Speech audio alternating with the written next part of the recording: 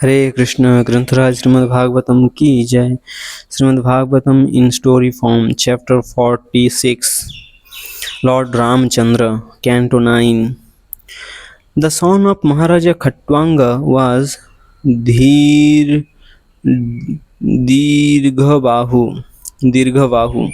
The son of Maharaja Khatwanga was Dirghabahu, and his son was the celebrated king Raghu. Aja was the son of Raghu, and from Aja was born Maharaja Dasaratha. In response to King Dasaratha's prayers to the demigods, the Supreme Personality of Godhead directly appeared as his son, Lord Rama, along with his expansion and expansions of his expansion named Lakshmana, Bharata, and Satrughna. While at Vishwamitra's sacrificial arena, Lord Ramchandra killed many demons, Rakshasas, and uncivilized men who who wandered about at night. At Sita's Swambara, in the midst of all the great heroes of the world, Lord Rama broke the bow of Lord Shiva, even though it was so heavy that 300 men were needed to carry it. Indeed, after stringing the bow, the Lord easily broke it at the middle, just as a baby elephant breaks a stick of sugarcane. In this way, Lord Rama owned the hand of Sita, the goddess of fortune herself, who was equally endowed with transcendental qualities of form, beauty, behavior, age, and nature. While returning to Ayodhya along with Sita, Lord Rama defeated Parasurama, who was very proud of having rid the earth of Kshatriyas 21 times and who had come to challenge him. Thereafter, Lord Rama left his kingdom, opulence, friends, and all else to carry out the order of his father, who was bound by a promise he had made to his wife. Along with Sita and Lakshmana, Lord Rama wandered from forest to forest on his lotus feet, which were so delicate that they were unable to bear even the touch of his consort's hands. While accepting a life of hardship in the forest, Lord Rama deformed Ravana's sister Shurpanakha, who had become very lusty.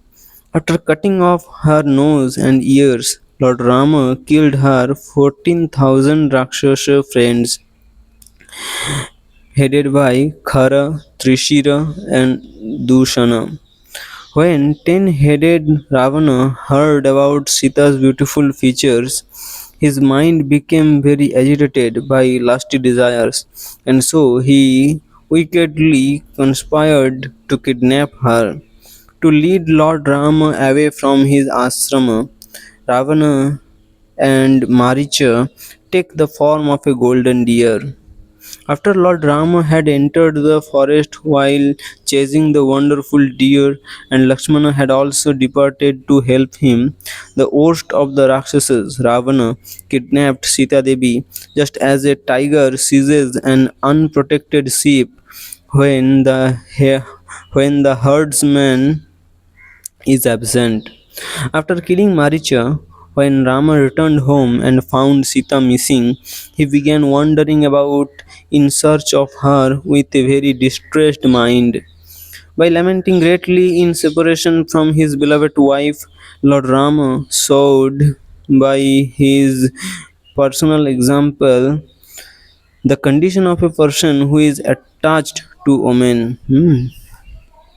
By lamenting greatly in separation from his beloved wife, Lord Rama showed by his personal example the condition of a person who is attached to women.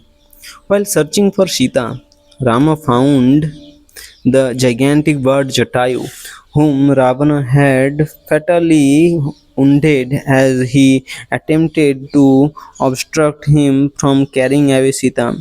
Before breathing his lust, Jatayu informed Rama that it was Ravana, the king of the Rakshasas, who had kidnapped his beloved wife, and thereafter the Lord performed his funeral ceremony just like a devoted son. Lord Rama then made friends with the monkey chiefs, and after killing Bali, he came to the shore of the ocean on the way to Lanka. Lord Ramachandra fasted for 3 days on the beach, expecting the arrival of the ocean personified. However, when the ocean did not comply, the Lord exhibited his anger, and simply by his glancing over the sea, all the great aquatics became very perturbed. The ocean personified then fearfully approached Lord Rama and worshipped him with all kinds of paraphernalia. After falling at the Lord's lotus feet, the personified ocean addressed him as follows: O Supreme Person, because we are dull minded, we could not understand your identity. However, now we can realize that you are the master of the entire universe and all of the demigods.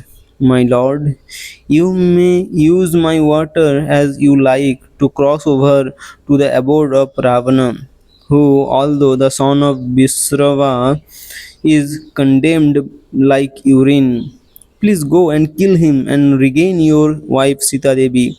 Although I know that my water cannot present an actual impediment to your going to Lanka, please construct a bridge over it just to spread your transcendental fame. With the help of the great monkeys who threw mountain peaks into the water that floated by his omnipotency, Lord Ramchandra constructed a bridge over the ocean.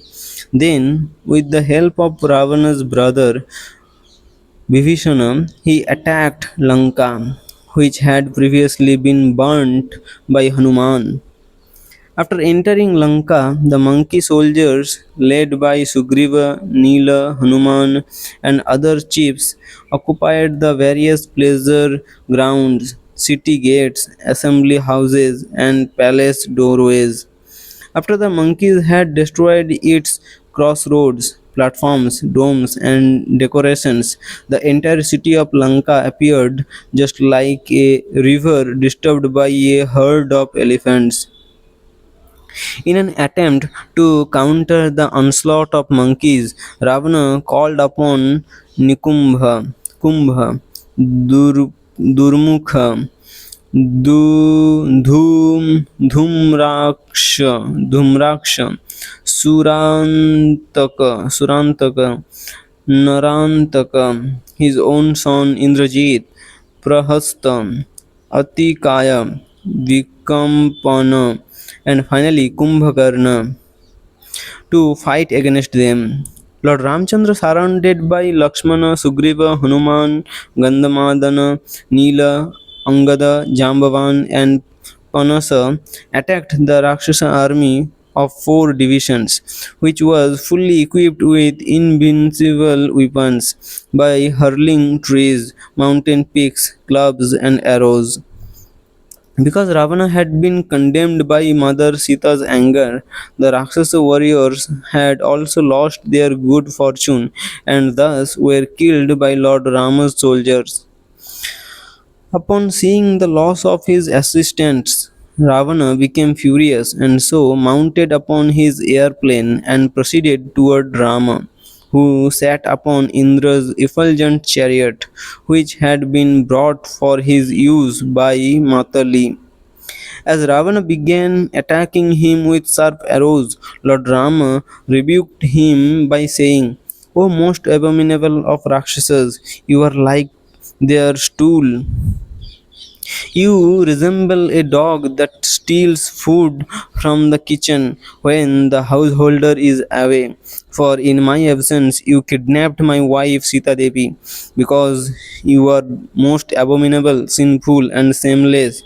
I, whose attempt never fails, shall punish you. After speaking these harsh words, Rama released an arrow that pierced Ravana's heart like a thunderbolt.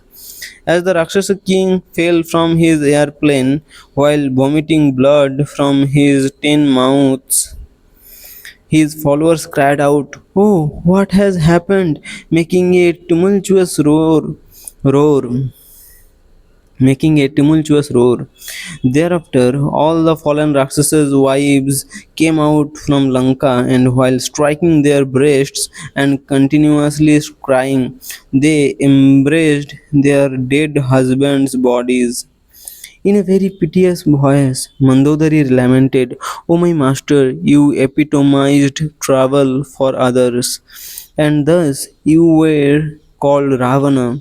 But now, since you have been defeated, we have also been vanquished.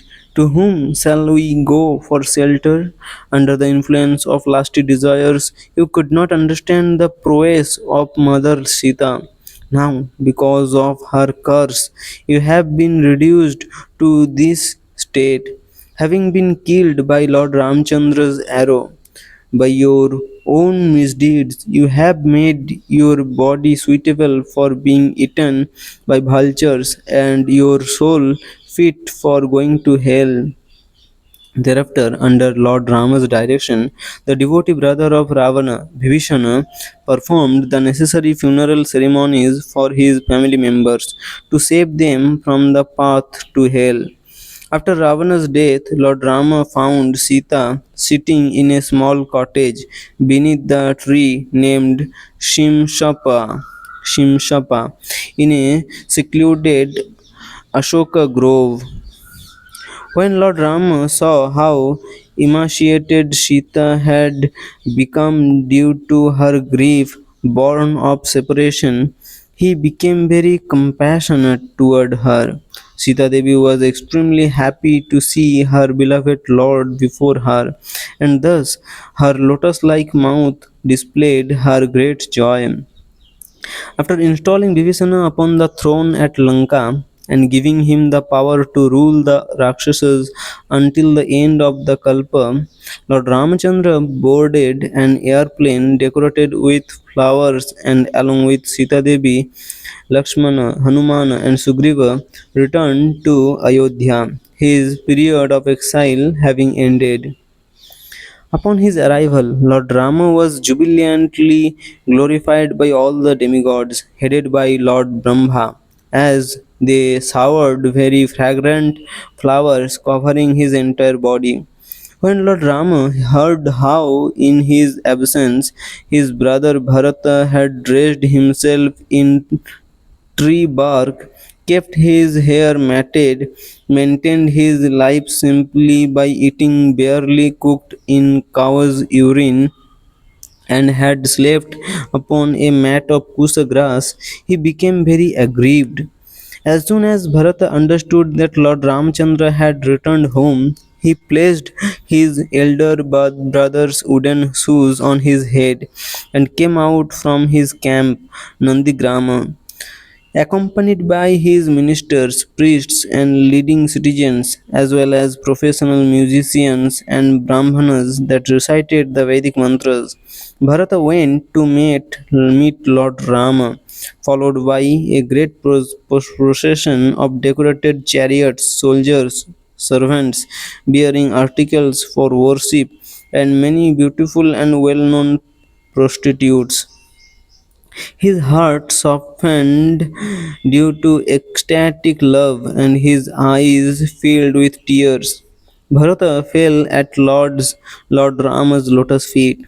After presenting the wooden shoes, Bharata stood up with folded hands, and Lord Rama lovingly embraced him for a long time, bathing him with his tears.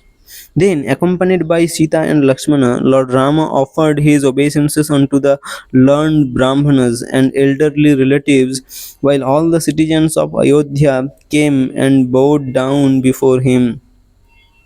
Upon seeing the return of their king after such a long absence, the subjects offered Lord Rama flower garlands, and while waving their upper garments and dancing in great jubilation.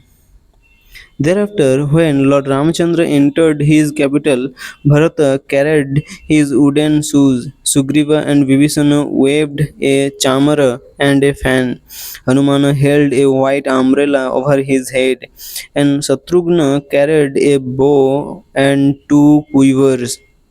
Angada carried a sword, Jambavan carried a golden shield, and Sita Devi held a wooden pot filled with water from holy places. When he entered the royal palace, Lord Rama first offered his obeisances to his mothers, Kaikeyi, Sumitra, and especially Kaushalya, as well as his preceptor Vashishta. Upon seeing Rama and Lakshmana, the three wives of Dasaratha placed them upon their laps, and by bathing them with their tears, they relieved themselves of the grief that had been caused by a long separation. Vasishtha then had Lord Rama clean shaven, and with the help of the elderly family members, he performed the Abhisheka with water from the four seas as well as other auspicious substances.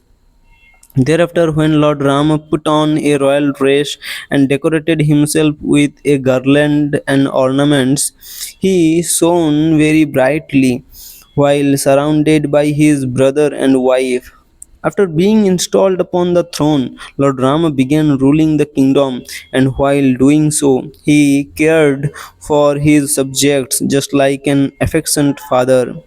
Indeed, even though Lord Ramchandra had appeared in Treta Yuga, because of his good government, it became just like Satya Yuga.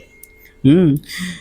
Although, indeed, even though Lord Ramchandra had appeared in Treta Yuga, because of his good government, it became just like Satya Yuga. During the reign of Lord Ramchandra, the forests, the rivers, the hills and mountains, the seven islands, and the seven seas supplied all the necessities of life for everyone. Indeed, when Lord Rama, the Supreme Personality of Godhead, was the king of this world, there were no bodily or mental sufferings, diseases, old age, bereavement, fear, fatigue, or even death for those who did not want it. By exhibiting ideal character as a saintly king and taking the vow to accept only one wife, Lord Ramchandra taught good behavior to the people in general, especially householders. Mother Sita was very submissive, faithful, shy, and chaste, and she always understood the attitude of her husband. Thus, by her character, love, and service, she completely attracted the Lord's mind. After accepting the throne at the fervent request of Bharata, Lord Rama ordered his younger brothers to go out and conquer the world while he would remain at Ayodhya so that he could supervise governmental affairs and give audience to the citizens. During the reign of Lord Ramchandra, the streets of Ayodhya were sprinkled with perfumed water and liquor showered from the trunks of elephants. The palaces, assembly houses, outdoor meeting places, and temples were nicely decorated with golden water pots and various types of flags. And wherever Lord Ramchandra visited, auspicious welcome gates were constructed using banana trees, betel nut trees, and innumerable fruits and flowers. These gates were also decorated with colorful flags, tapestries, mirrors, and flower garlands. And when Lord Rama would tour the city, the people would approach him with all kinds of paraphernalia for worship and beg for his blessings. Having not seen the Lord for some time, the men and women very eagerly went onto the roofs of their houses just to catch a glimpse of him as he passed by. While showering flowers, they saw the face of the lotus eyed Lord Ramchandra, but still their eyes and hearts always remained unsatiated. Lord Rama then returned to the palace of his forefathers, which was bedecked with valuable jewels that made it glow with a celestial effulgence. At the palace entrance were seats made of coral, and the courtyard was surrounded by pillars of Baidurjamani. The floor was made of highly polished Markata and here and there were marble fountains. The men and women within the palace resembled demigods, and the ornaments that decorated them seemed to become more beautiful because of being placed upon their bodies. Without transgressing religious principles, Lord Rama resided in that palace along with his pleasure potency mother Sita, and thus he enjoyed life with all the paraphernalia of transcendental pleasure. Lord Ramchandra performed various sacrifices whereby he worshipped himself, the supreme lord of all the demigods.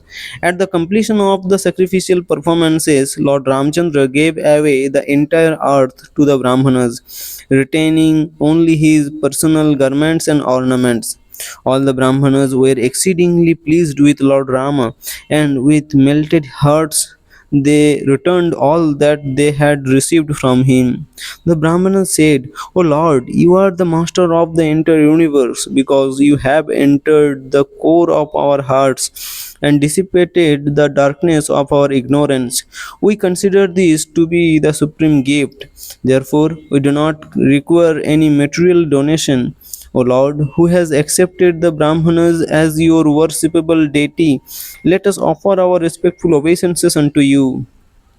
Once, as he was walking through the streets of Ayodhya at night, disguised so that he could ascertain the citizens' real opinion of himself, Lord Rama heard someone address his wife.